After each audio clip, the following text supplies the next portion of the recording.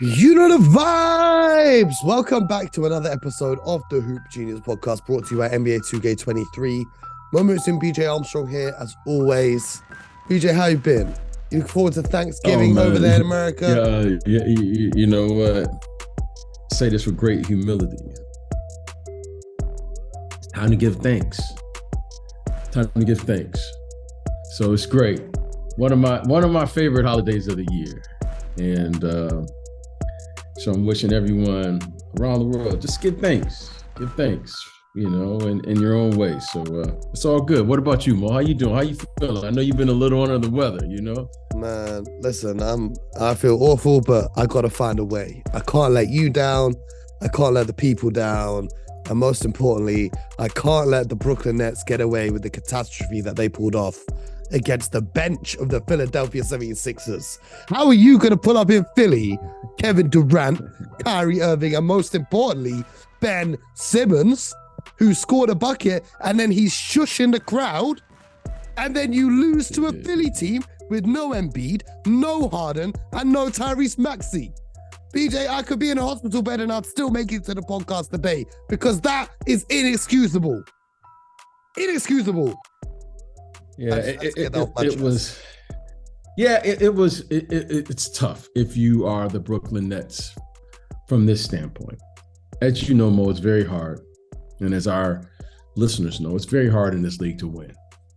And I had a coach once tell me, he said, don't forget, those guys get paid millions of dollars too to play basketball.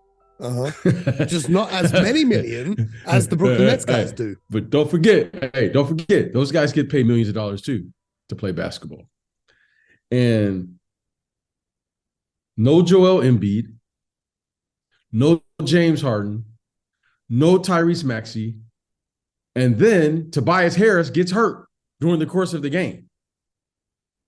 Now, you would think that the Brooklyn Nets would have an advantage, especially with KD and Kyrie available and Ben Simmons available.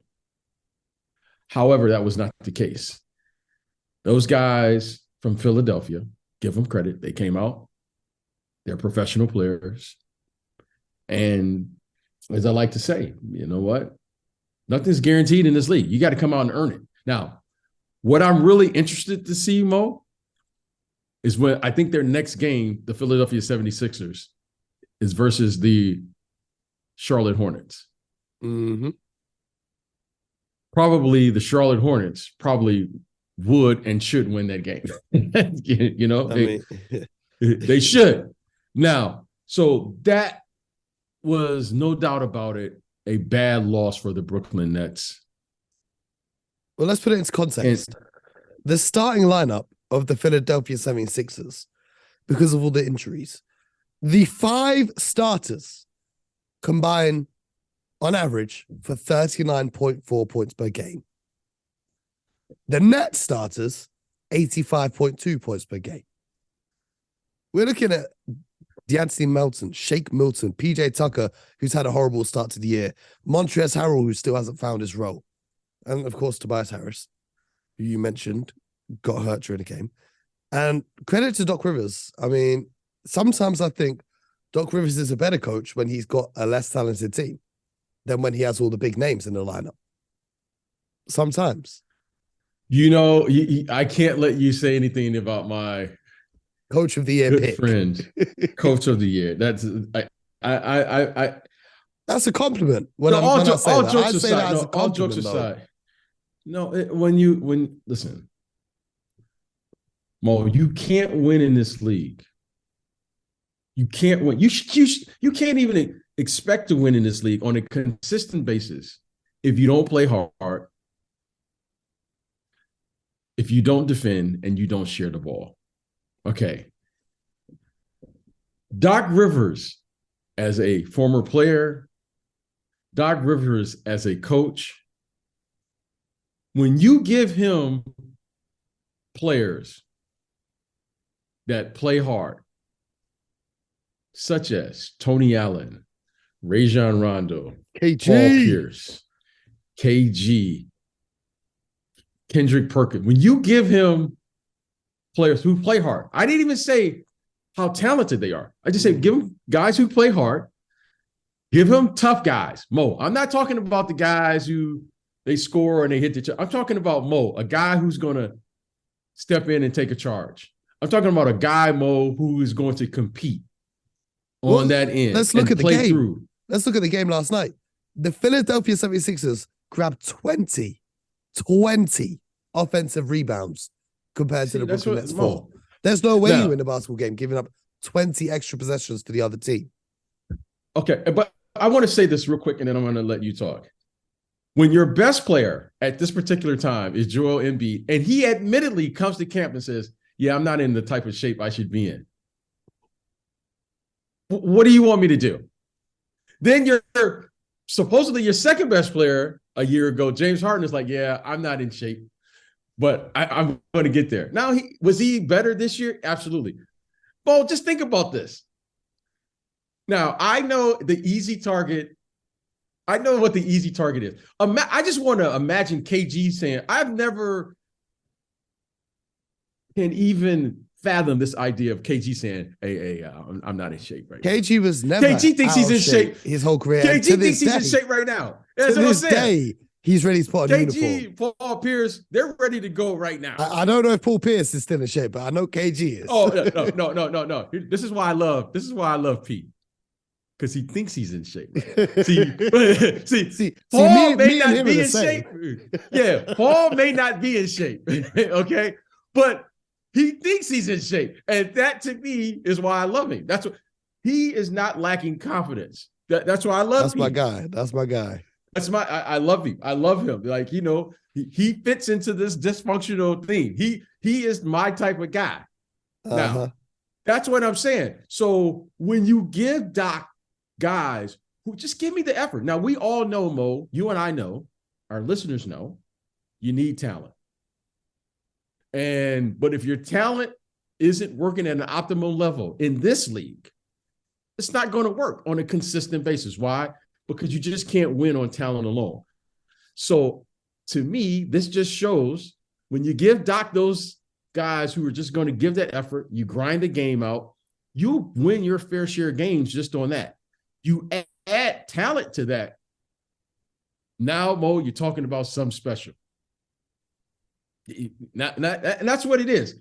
And when those guys, that's why I've been saying all along, Tyrese Maxey is the key to the Philadelphia 76ers season. We say this every week. I know I say it because watching from afar, it's just obvious to me. You can't win when your best players aren't in optimum shape because they can't give the second and third efforts that are necessary to win in an NBA game. Mo, it's a 48-minute game. That's a long time to play. Oh, trust me. It's longer than anyone can imagine when you're out there on the court. Watching a game as a fan, it's long.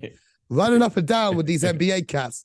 I'm 28 and I'm too old for that now, BJ. I don't know how these guys are still out here doing it. I can't do that.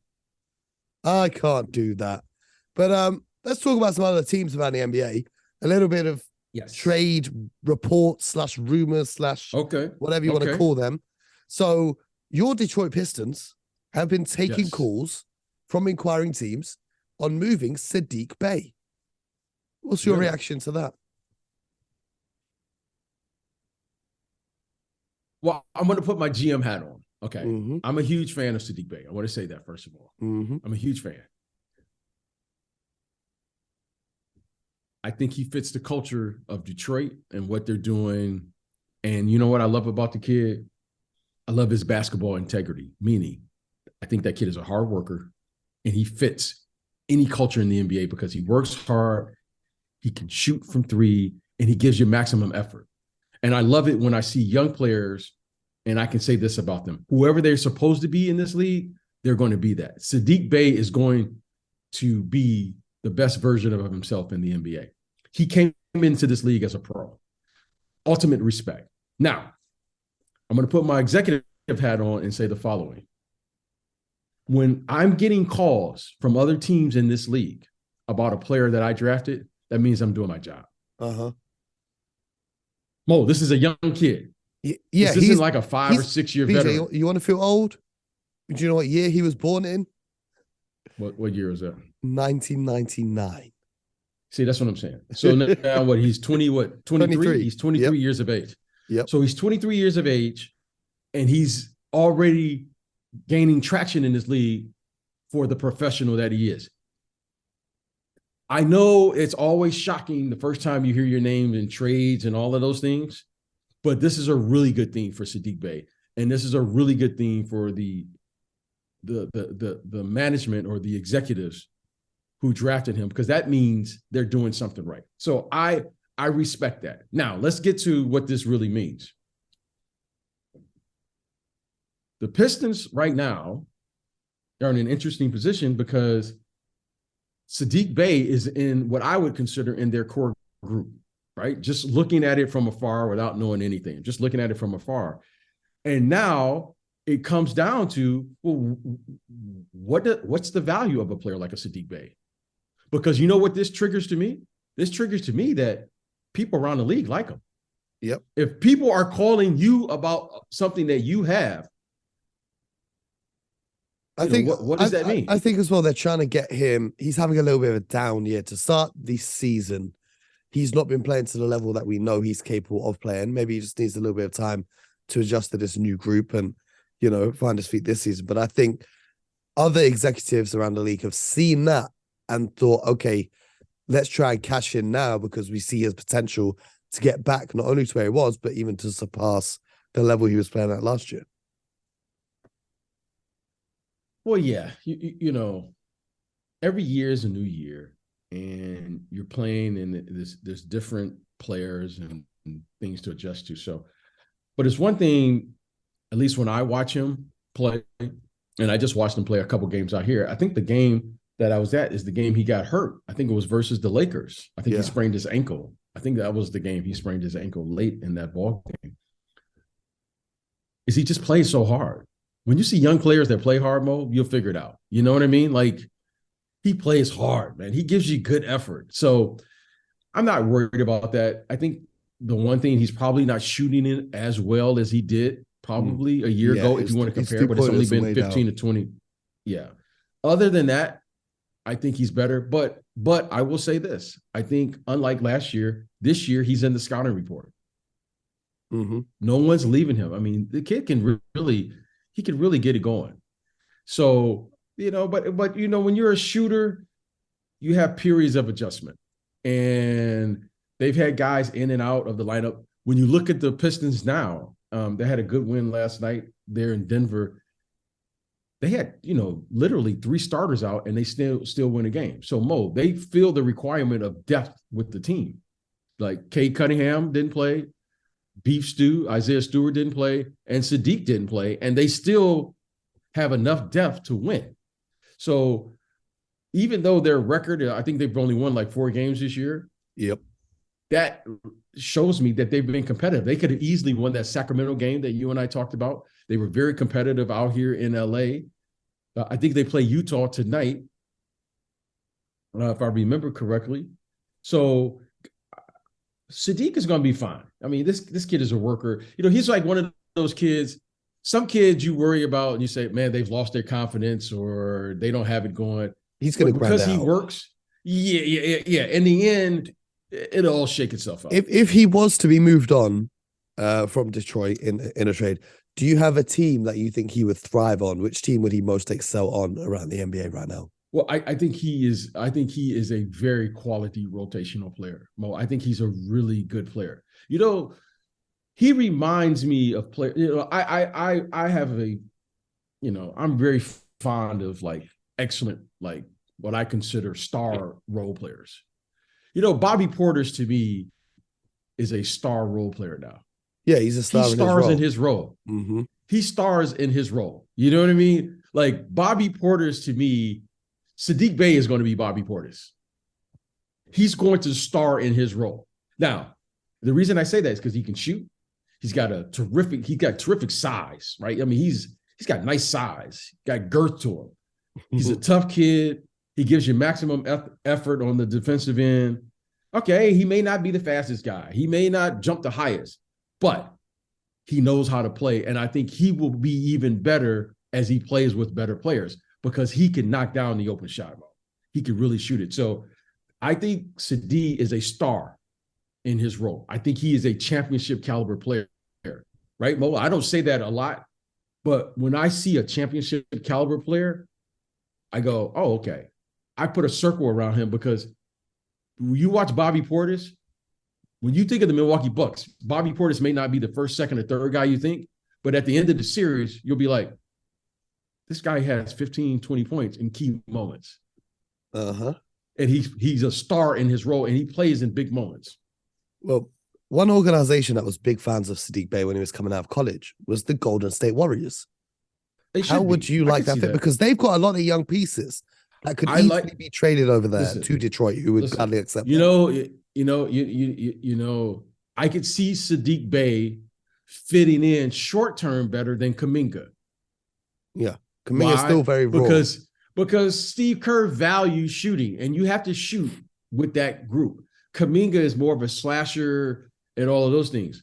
So I could see that. I mean, this kid Saddiq Bey is a really, really good player. He's a terrific draft choice and pickup by the Detroit Pistons. If I remember, he was like all NBA, all rookie team, right? Like he was like first or second team. He was the 19th pick overall in the draft. And then I think he was first team all rookie. Yeah, that's what I'm saying. That's 2021. So that I think that's a terrific draft choice by the Pistons. And he's a good player. He's a really good player. He could fit in with the Celtics. You know, I could see him being like a Grant Williams. Mm-hmm. You know what I'm saying? Where he put it like this: Saddiq Bey can make that corner three. Okay, he could do that. So he's a good player. I'm the Pistons. What do you want to do? I drafted a good player. That's how I look at it. So, I want to give the management, give their staff credit. And now you got to figure out what's best for the organization. But I'm a Saddiq Bey fan for sure. Well, speaking of players on the move, there was apparently a trade that got rejected earlier today. The Atlanta Hawks tried to trade John Collins to the Utah Jazz for Lauri Markanen. And the Jazz rebuffed their interest in the MVP for them so far this season. Markanen having, of course, one of the best seasons we've seen of his career. Not one of the best season of his career. He's playing great. It feels like, I was saying this in a Discord earlier. If you guys want to join the Discord, the link's in the description. But I was saying in a Discord, it feels like whoever's playing power forward for the Atlanta Hawks is just permanently on the trade market. Because I remember... Who was that before? Josh Smith. Do you remember Josh Smith? Oh, yeah. Every single offseason, Josh Smith's name, not even offseason, all throughout the year, Josh Smith to this team. Paul Millsap was there. He wasn't really in the trade rumors, but that Josh Smith was constantly in trade rumors. Now John Collins is constantly in trade rumors. Whoever's playing power forward for the Hawks, I feel for you. But I think it was common sense for the Jazz to turn down that offer. But what do you make of the Hawks trying to get rid of John Collins after paying him $125 million? Well, when they acquired, what's the kid they acquired from San Antonio Spurs? DeJounte Murray. Dejounte Murray. When they acquired Dejounte Murray, I looked at their roster and I looked at their books and I said, oh, Dejounte Murray is, if he's not a max player, he's near the max. Okay. When you trade for a player like a Dejounte Murray, you're not trading for him to figure out what you're going to do. Okay. You are committed to Dejounte Murray. So that lets me know, without letting me know, that they are committed to Dejounte Murray. Long term. Yeah. Trae Young is already there. And now it's to me, this isn't a trade. If they are trying to trade him, let's say the rumors are true, they know that they have to commit to Dejounte Murray. That's just what it is. So that means either you're going to play Clint Capella or trade Clint Capella, which I'm going to look like Clint Capella fits for them. Why? Because their best player or one of their best players is not really a defensive player. You're going to need a shot blocker behind him. Clint Capella is a shot blocker and he plays vertical basketball. So that fits with their guards. Yeah, absolutely. Okay. Now, so what I'm saying real quick is I think they're going to have to explore moving John Collins just for their finances, for the way their books look. Yeah, because I think DeJounte's contract is a bargain right now. He's on $16 million a season right now. Well, that's what I'm saying. So that's all this triggers for me. This isn't a knock against John Collins. Now, I think players like John Collins in today's game, I really value him. I value him in any era because he's an athletic kid. He can play vertical basketball. He can get up and down the court. He's improved his, shooting from the perimeter. He does a lot of good things on the court. Mm-hmm. However, now that Deontay's there, he looks like he's playing at a very high level, Dejounte Murray. Mm-hmm. So to me, that's letting me know that that's on the books at whatever number he's supposed to be at, somewhere near the max, if not the max. Because you're not going to trade for Dejounte Murray and let the guy walk out of the door. Okay. Okay. You're not going to do that. So it only makes sense for John Collins to be on the trading block because of economically, they got to figure that out as far as building a team. They just signed DeAndre Hunter, if I remember correctly. Right? They've got him under contract now. He's going to be making $20 million, $21 million, $23 million, $24 up until 2027. Okay. Dejounte Murray is going to get more than $20 million a year. Okay. So someone's going to get a really good player in John Collins. Mm-hmm. He's one year, he averaged over 20 points. 1 year. I can't remember which year that was, but he averaged over 20. He was like a 20 and 10 guy for one season. Okay. So now it's a matter of someone saying, John, we're going to come here and now you got a home. And someone's going to get a really good player. So I would be on the lookout to see where this young man lands because he's one of those players like Lauri Markannen. Okay, just a year ago, Lauri Markannen was a player that he was drafted in the lottery. We saw that he had some talent, but it didn't just happen. He never really found a home. It never really, when he got to Chicago, they had him playing like the 3, right? Yeah, and then he has to defer to Zach LaVine as well. And then he goes to Cleveland and. You know what? They played well in Cleveland. He played the 4 in Cleveland, but he had Evan Mobley there. Yeah, you know what I mean? And now he's a stretch 5 now, and he's thriving. I just watched him the other night versus the LA Clippers. And I'm gonna tell you something. This kid, Lauri Markannen right now, you know what? Well, I saw him in college, so I can't say I didn't see his talent. I saw him play one night at UCLA. He had like 40 in that game. And I thought, oh, wow, very interesting player, right? Because he's from overseas somewhere, right? He's from abroad. Yeah. And I saw him and I watched him in the at the time it was the Pac-10 conference. So I saw him out here in LA and I kind of followed him, but I didn't know what he could be. I knew he was a player. I just didn't know what he was. But what you're seeing is he's a stretch 5. Yeah, but he still plays some of the 3 and some of the 4 over here. Yeah, but when I say a stretch 5, that means you're just a big perimeter player. Yeah. Okay. The guy plays from the perimeter, and you got to run him off the line. Yeah. And if you don't run him off the line, he's good enough and he's skilled enough. Him and Kelly Olynyk together, they're both good enough and skilled enough to take it 1-2 dribbles and get to the basket and make 1 or 2 dribbles, pass it to the corners.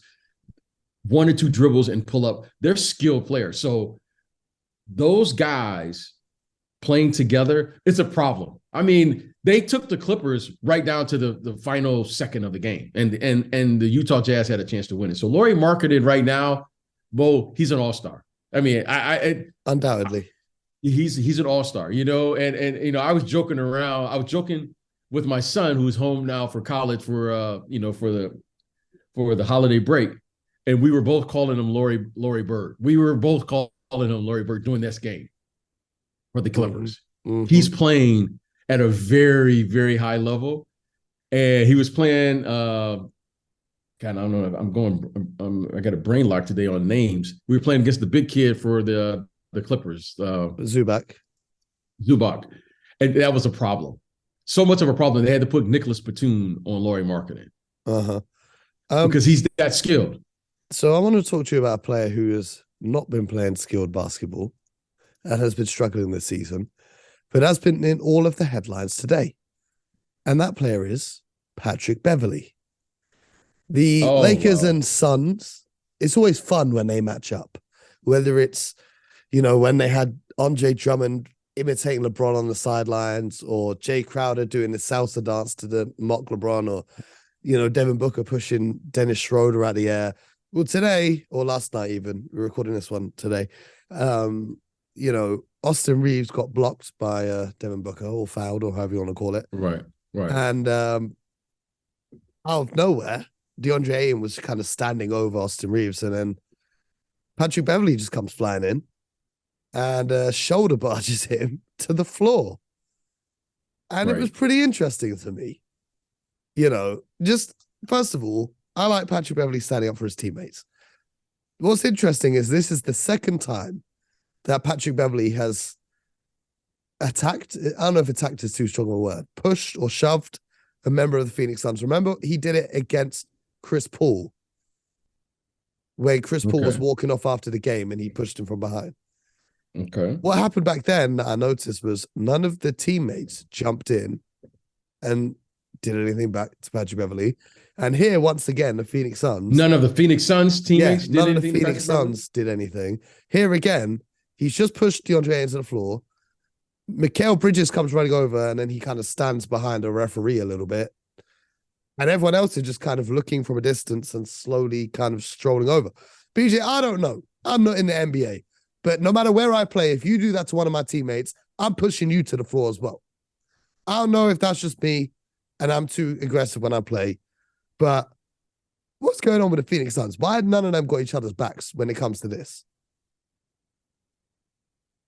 Well, I want to say this. One, Mo, here and anywhere, I don't condone violence in the game at all. So, when you play, sometimes it gets a little testy. And I just happened to be watching that game.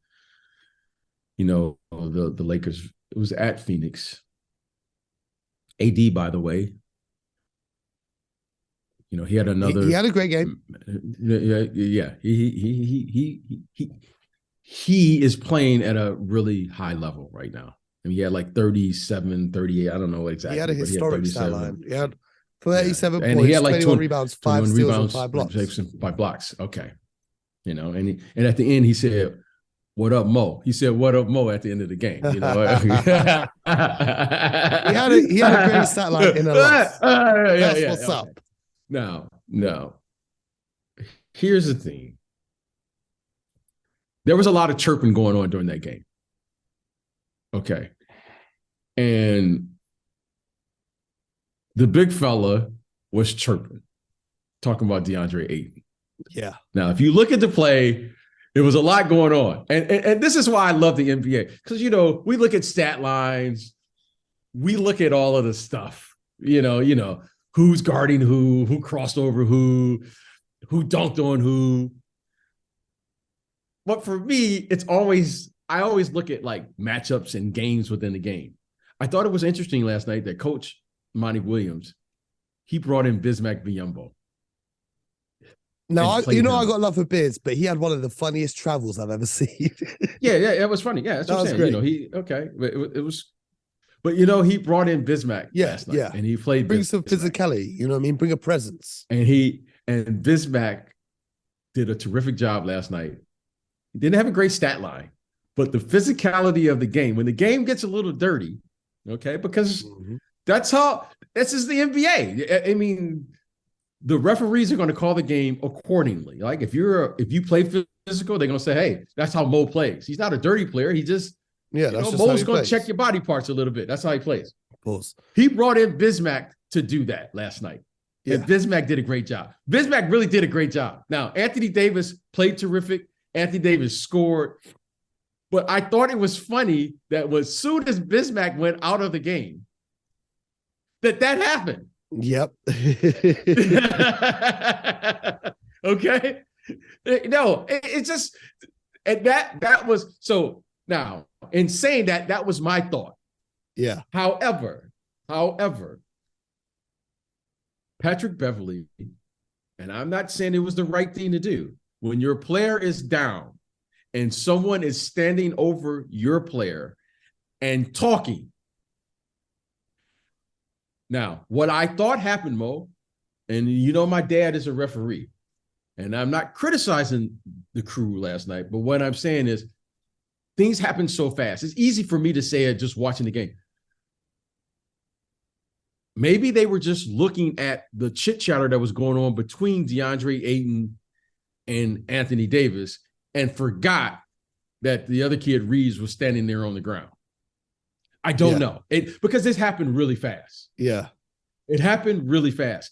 And who was Ayton talking to? I don't know what he said. Yeah. However, what I think should have happened, and I'm sure the referees know this, but maybe they couldn't get to it because these things happen like boom, boom, boom. Yeah. Is they could have got in between to get Reeves, because Reeves, if I remember, Devin Booker just blocked his shot. I think that's what happened. Yeah. Okay. And then I don't know what Patrick Beverley from his angle, what he was seeing, but if I just saw my guy laying down, I could see that reaction. Yeah. I'm not saying I condone what happened, because it was obvious to me that all the other players were going straight at Ayton. The Lakers players, they weren't even concerned with Reeves on the ground. Mm-hmm. But if you look at it, Russell came in. Yep. And they were all going towards Ayton. Yep. And that to me is what set up. So